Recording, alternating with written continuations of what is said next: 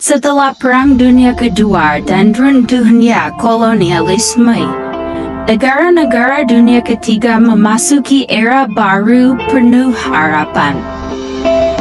Kemerdekaan tidak hanya bebas dari penjajahan, tapi juga awal kemandirian politik dan ekonomi berkelanjutan. Administrasi pembangunan dijadikan instrumen utama mengatasi keterbelakangan melalui bantuan luar negeri dan perencanaan strategis. Banyak negara percaya mengadopsi praktik administrasi barat akan mengejar ketertinggalan dalam negara maju. Namun realitas menunjukkan proses pembangunan tidak sesederhana yang dibayangkan. Penuh kompleksitas dan tantangan. Kisah ini terus berkembang, mengajarkan kita bahwa kemandirian memerlukan pendekatan yang lebih holistik dan berkelanjutan. 4 dekade pelaksanaan administrasi pembangunan menunjukkan hasil yang jauh dari harapan. Banyak negara berkembang gagal mencapai kemajuan ekonomi dan sosial yang signifikan. Ketimpangan tetap tinggi, kemiskinan meluas, dan birokrasi justru menjadi beban pembangunan. Kegagalan ini memunculkan krisis kepercayaan terhadap administrasi publik. Alih-alih menjadi solusi, birokrasi sering dipersepsikan sebagai sumber inefisiensi dan korupsi. Paradigma pembangunan yang terlalu menekankan pendekatan teknis dan formal terbukti tidak mampu menjawab kompleksitas realitas sosial.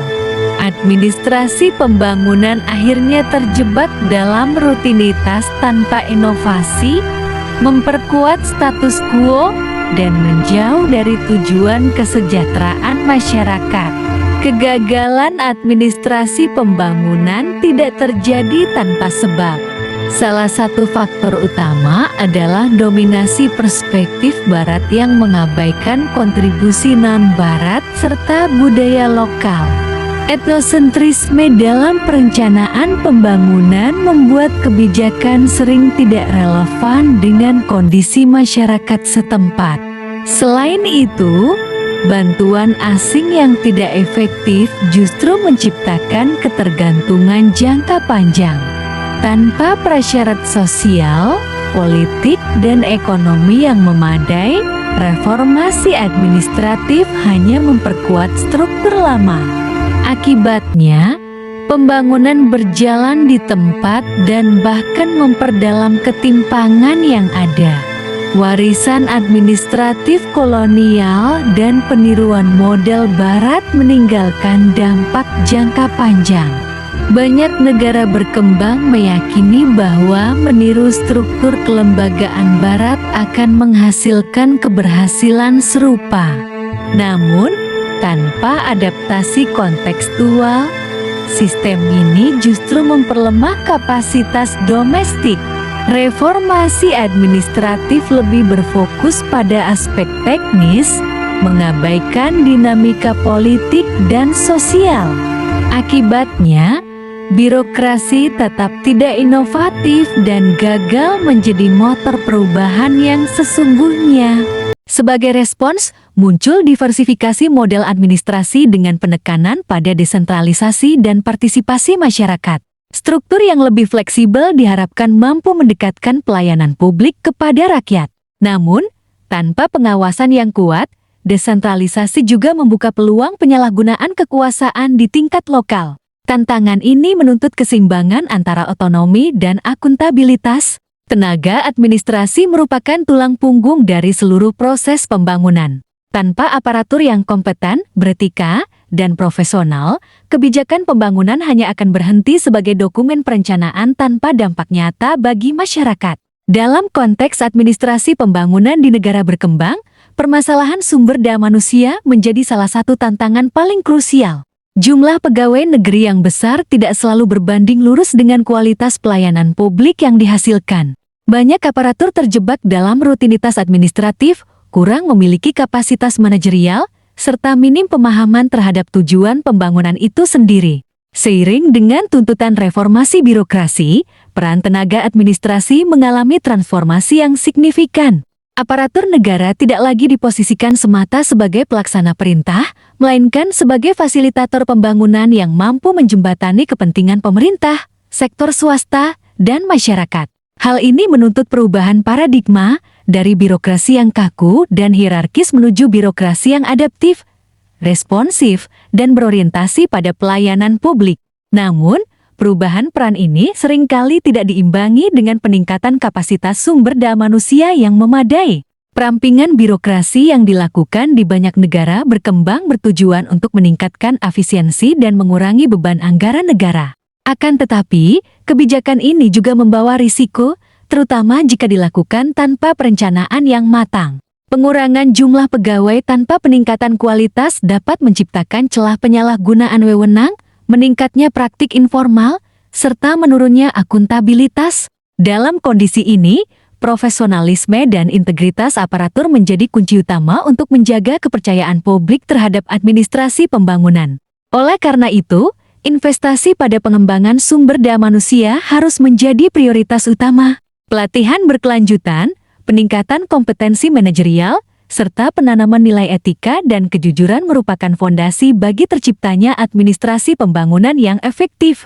Aparatur yang memiliki pemahaman luas tentang konteks sosial, ekonomi, dan politik lokal akan lebih mampu menerjemahkan kebijakan pembangunan ke dalam tindakan nyata yang berpihak pada kepentingan masyarakat. Modernisasi prosedur administrasi menjadi salah satu agenda utama dalam reformasi administrasi pembangunan. Di era globalisasi dan kemajuan teknologi informasi, sistem administrasi publik dituntut untuk bekerja lebih cepat, transparan, dan efisien. Banyak negara berkembang mulai mengadopsi sistem informasi manajemen terkomputerisasi sebagai upaya meningkatkan kualitas pelayanan publik. Digitalisasi dianggap mampu meminimalkan kesalahan administratif, mempercepat proses pengambilan keputusan, serta memperluas akses masyarakat terhadap layanan pemerintah. Namun, penerapan teknologi dalam administrasi pembangunan tidak selalu berjalan mulus. Tanpa kesiapan sumber daya manusia dan infrastruktur yang memadai, teknologi justru dapat menjadi jebakan baru.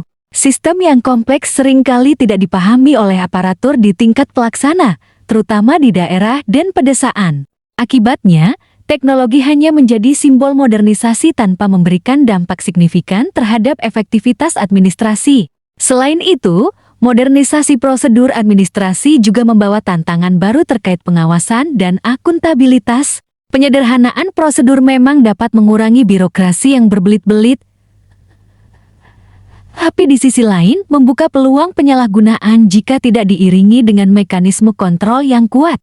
Oleh karena itu, reformasi prosedur administrasi harus dilakukan secara seimbang dengan tetap menjaga prinsip keadilan, transparansi, dan akuntabilitas. Teknologi seharusnya dipandang sebagai alat bantu, bukan tujuan akhir.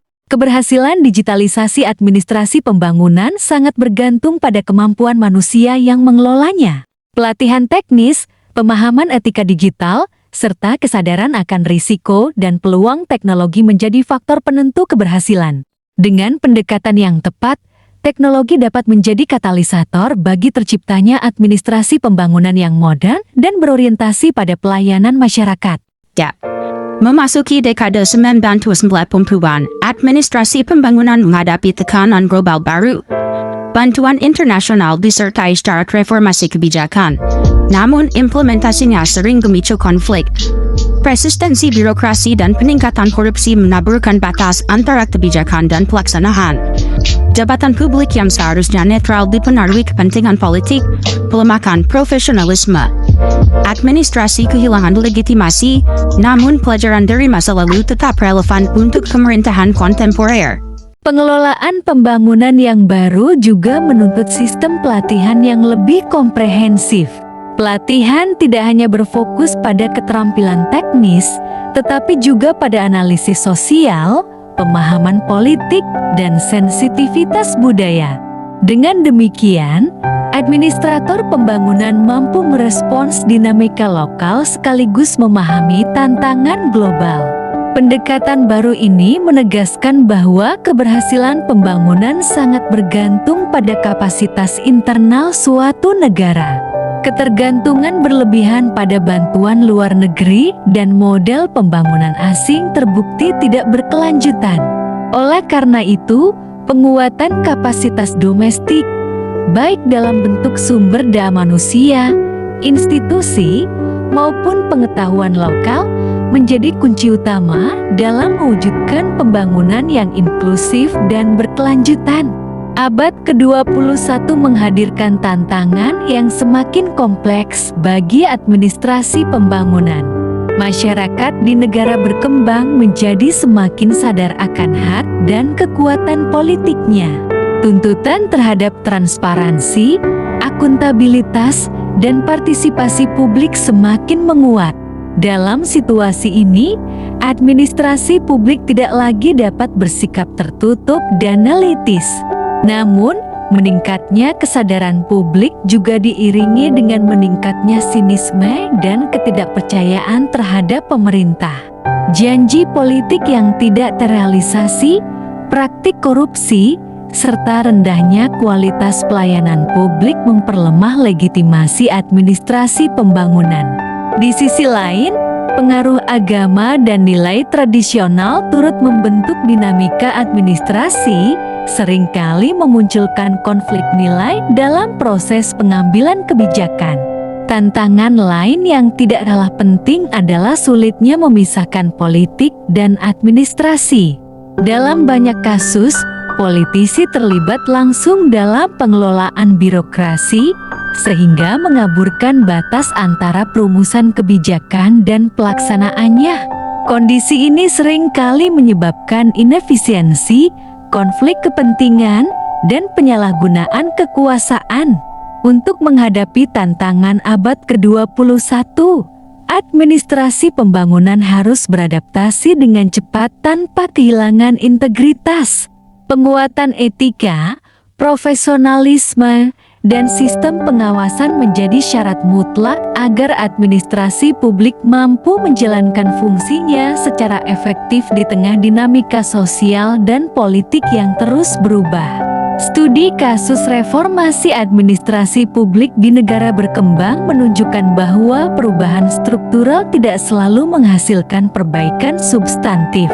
Upaya debirokratisasi seperti privatisasi, deregulasi, dan desentralisasi seringkali menghadapi resistensi politik dan peningkatan praktik korupsi. Contoh nyata dapat dilihat dari berbagai skandal korupsi besar yang melibatkan proyek pemerintah yang mencerminkan lemahnya sistem pengawasan dan akuntabilitas. Reformasi birokrasi yang terlalu menekankan efisiensi administratif tanpa memperhatikan konteks sosial dan politik justru berpotensi memperparah masalah. Privatisasi yang dilakukan tanpa regulasi yang ketat dapat membuka peluang kolusi antara elit pemerintah dan sektor swasta. Sementara itu, desentralisasi tanpa penguatan kapasitas lokal berisiko menciptakan korupsi yang terfragmentasi di tingkat daerah.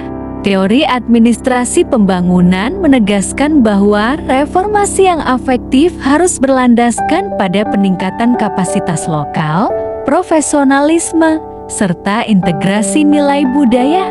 Tanpa perubahan mendasar dalam sistem politik dan sosial, solusi teknis tidak akan mampu menghasilkan pembangunan yang berkelanjutan.